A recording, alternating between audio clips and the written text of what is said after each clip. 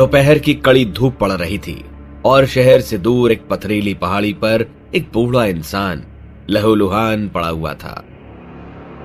अभी उसकी सांसें चल रही थी और उसके ठीक ऊपर आसमान में एक डरावनी काली परछाई किसी गिद्ध की तरह मंडरा रही थी। उस परछाई ने अपनी दहाड़ती हुई आवाज में कहा, बहुत कमजोर पड़ गए हो दंश गुरु। अगर अपनी जान की सलामती चाहते हो तो बताओ, कौन होगा अगला दंश गुरु जो मुझे अपने लक्ष्य तक पहुंचने से रोकेगा?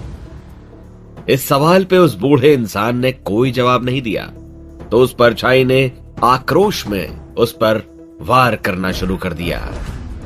और आखिरकार दर्द से बिलखते उस बूढ़े इंसान की जुबान से एक ही नाम निकला, मोहन, मोहन शर्मा।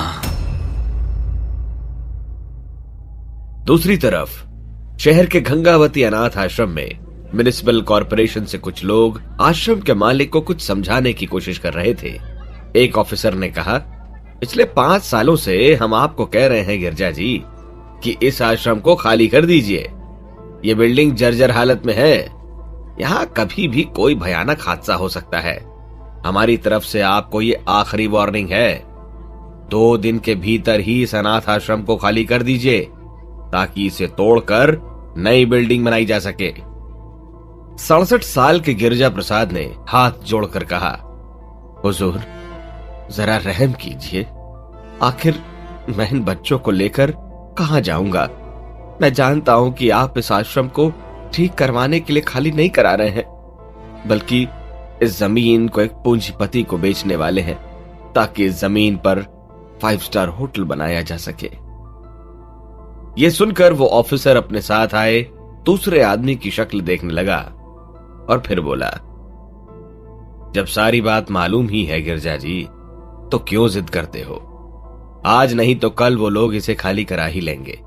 जहां ऑफिसर गिरजा प्रसाद को समझाने में लगे थे, वहीं आश्रम के बाहर खड़ी म्युनिसिपल कॉरपोरेशन की गाड़ी से एक जवान लड़का बड़ी सफाई से पेट्रोल चुराकर अपनी बोतल में भर रहा था। यही है मोहन शर्मा, चतुर, चालाक और देखने में हिंदी फिल्मों के हीरो से कम नहीं।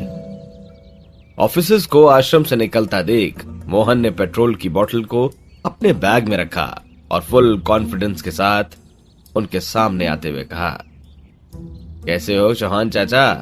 सब बढ़िया? ऐसे ही आते रहा करो। ऑफिसर बिना कोई जवाब दिए अपनी गाड़ी में जा बैठा।